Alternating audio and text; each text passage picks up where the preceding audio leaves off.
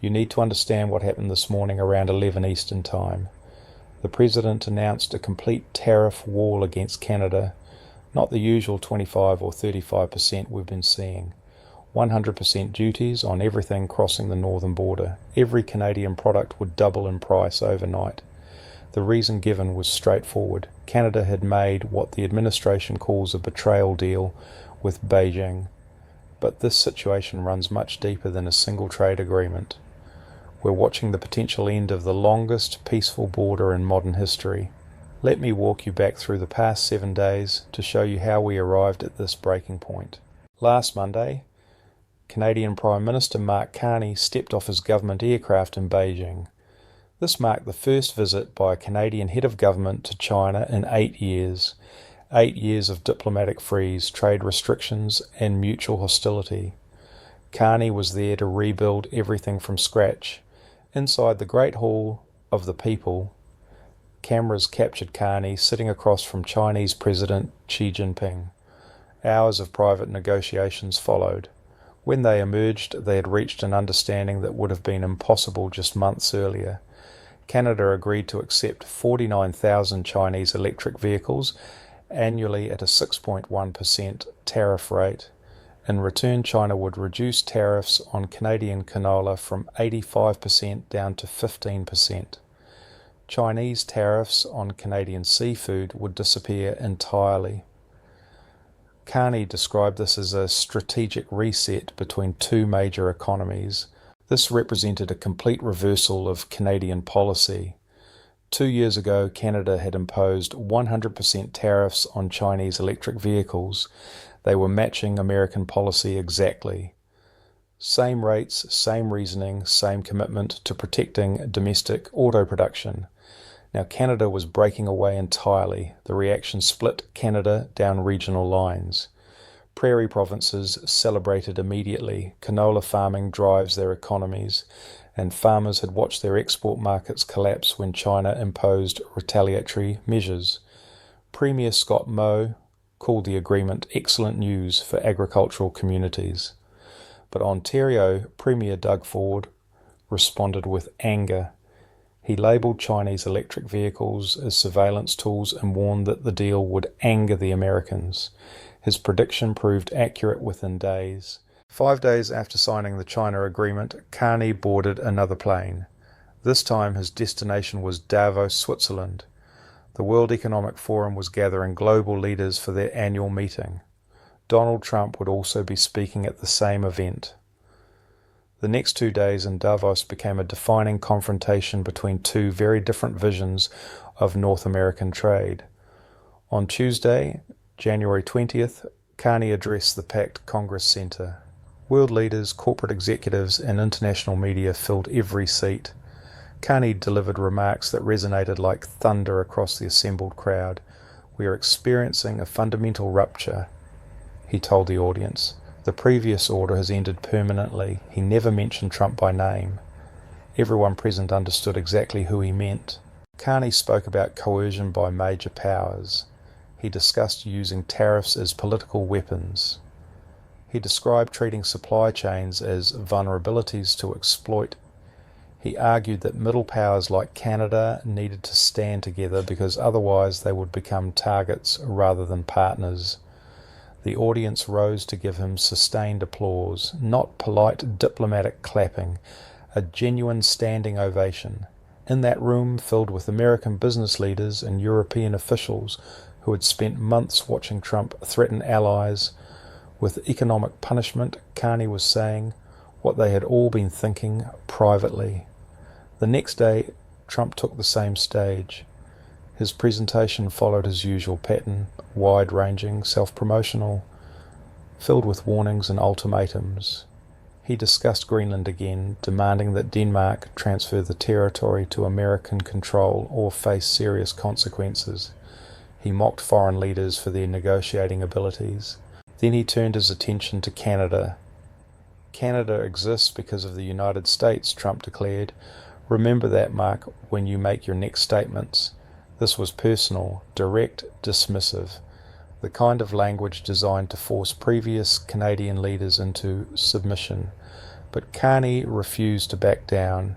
He responded by stating that Canada does not exist because of the United States. Canada succeeds because it maintains Canadian values, Canadian democracy, and Canadian independence. This refusal to bend triggered what followed. Trump immediately withdrew his invitation for Carney to join something called the Board of Peace. This was a vaguely defined organization Trump had created supposedly to oversee Middle East negotiations, but which most allies viewed as a vanity project, requiring $1 billion in membership fees. Social media attacks followed quickly. Trump posted criticism of Carney, the China deal, and Canada for showing ingratitude. Then this morning came the ultimate threat. 100% tariffs if Canada proceeded with the China agreement. Here's where most analysis gets this story completely wrong. The standard interpretation focuses on personal conflict. Trump felt insulted by Carney's Davos speech. He's retaliating. He's punishing Canada for daring to criticize him publicly. Personal grievance plays a role, certainly.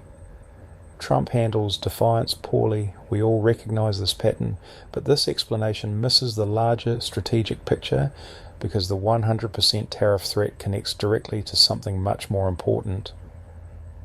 The United States-Mexico-Canada agreement, the trade deal Trump himself negotiated during his first presidency, the agreement that replaced NAFTA, the foundation supporting $2 trillion in annual commerce between the three countries.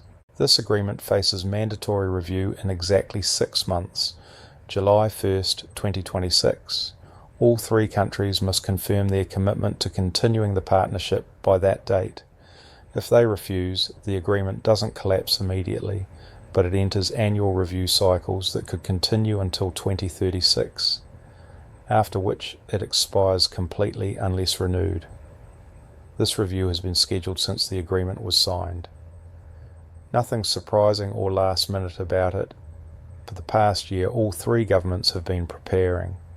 Canada and Mexico initially expected routine proceedings, some technical adjustments, maybe updates reflecting changes in digital commerce or labour standards, business as usual.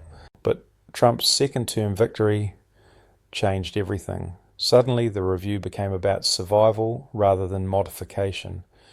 Trump has stated repeatedly that he views the current trade relationship as unfavourable to American interests. He has imposed 35% tariffs on most Canadian goods, with exceptions only for products meeting the agreement's origin rules. He has threatened to abandon the agreement entirely. He has suggested replacing it with bilateral deals, giving him more leverage over each country individually.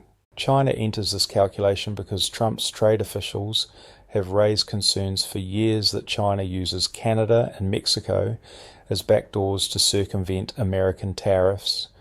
The theory works like this. Chinese companies ship components or partially finished goods to factories in Canada or Mexico.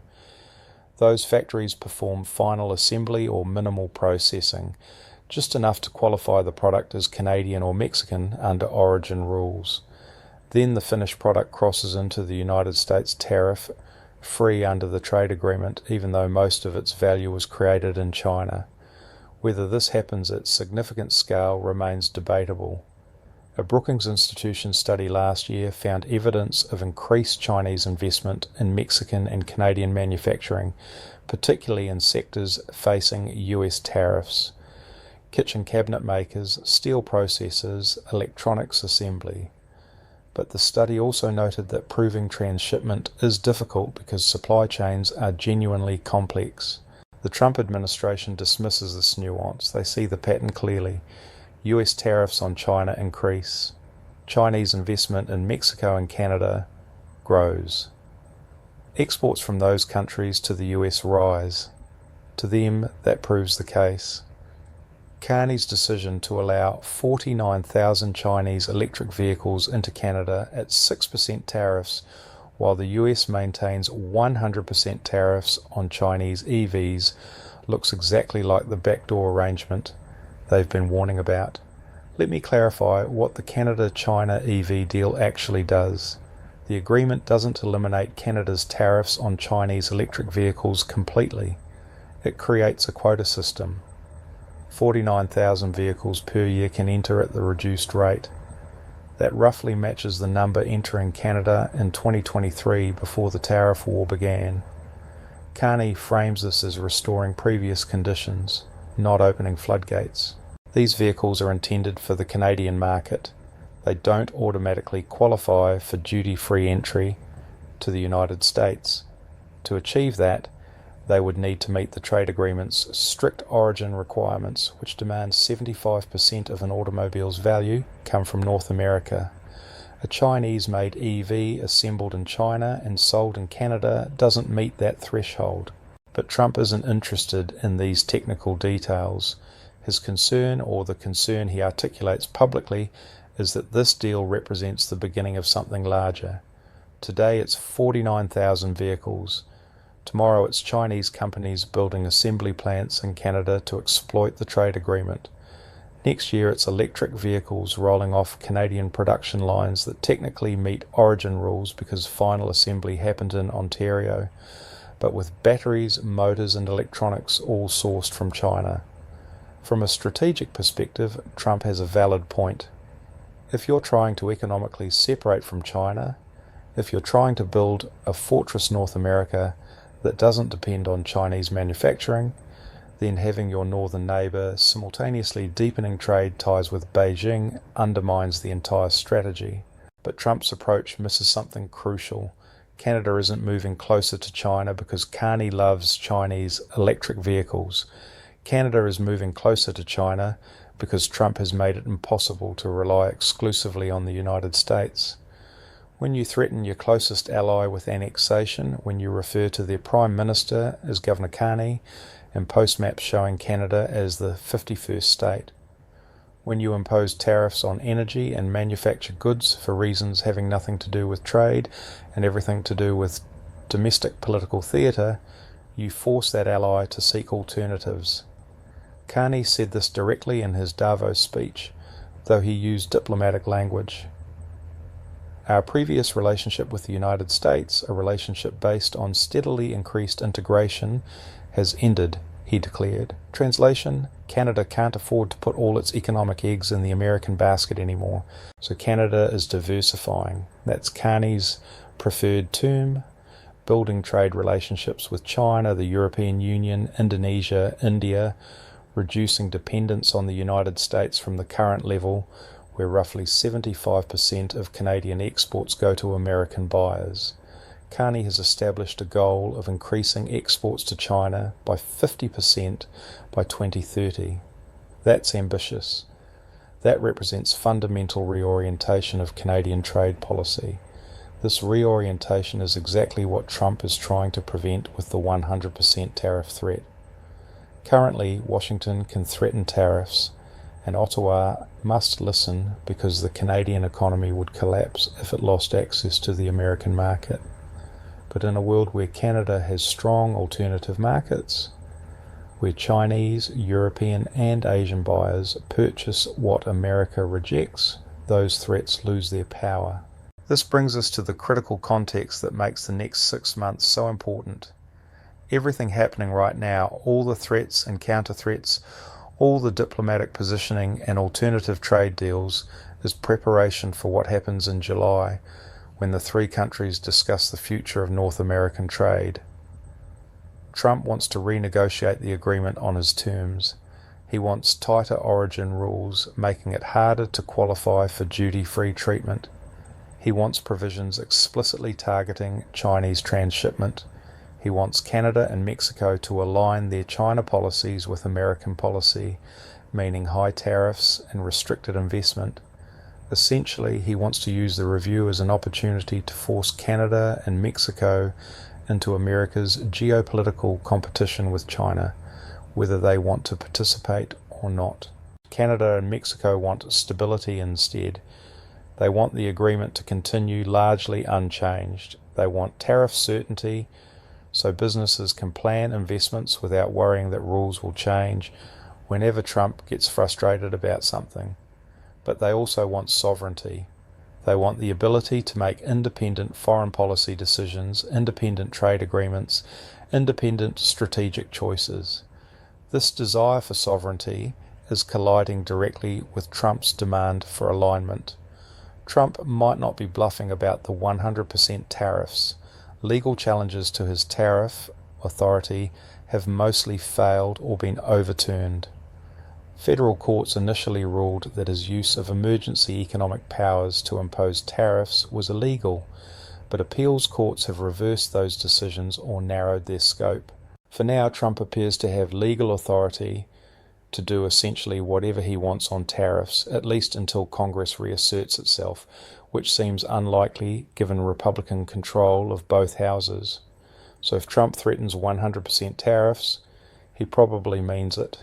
The question is whether he's willing to follow through if Canada calls his bluff, because 100% tariffs on Canadian goods would be economically devastating for both countries. Let me share some numbers to illustrate the scale. Canada is the top export destination for 36 US states. Nearly $3 billion worth of goods and services cross the border every single day. About 60% of US crude oil imports come from Canada. 85% of US electricity imports. Canada is the largest foreign supplier of steel, aluminum, and uranium to the United States. If you double the price of all those imports overnight with 100% tariffs, you don't just hurt Canada, you devastate American industries that depend on Canadian imports, auto manufacturers that source parts from Canadian suppliers, refineries that process Canadian crude oil, construction companies that use Canadian lumber, energy companies that import Canadian electricity during peak demand. Economic modelling from the Tax Foundation estimates that Trump's existing tariffs are already costing the average American household about $1,000 per year in higher prices. 100% tariffs on Canada would push that figure significantly higher. Trump claims this won't happen because American companies will simply switch to domestic suppliers or find alternatives, but that's not how modern supply chains function. You can't replace overnight a relationship that's been built over decades. So the smart analysis says Trump is using the 100% tariff threat as negotiating leverage. He wants to force Canada to abandon the China deal. He wants Carney to come to Washington apologetically and agree to align Canadian trade policy with American interests. But here's the problem with that strategy. It might not work, because Carney has done something no recent Canadian leader has accomplished. He's established publicly and definitively that Canada has alternatives. The China deal isn't just a trade agreement, it's a signal, a demonstration that Canada can and will look elsewhere if the United States treats it as a subordinate rather than a sovereign partner. The signal is resonating beyond Canada. Mexico is watching. European allies are watching. They're all asking themselves the same question. If the United States is willing to threaten its closest ally with economically ruinous tariffs over a single trade agreement with China, what might Washington do to us? This represents the cost of Trump's approach that doesn't appear in economic models or trade balance statistics. The erosion of trust, the sense among allies that America cannot be relied upon, that agreements are temporary, that today's commitment becomes tomorrow's bargaining chip. When European leaders discuss strategic autonomy from the United States, when Asian allies expand military cooperation with each other instead of going through American command structures, when Canada makes a deliberate decision to reduce dependence on the American market, these are signs of a broader shift.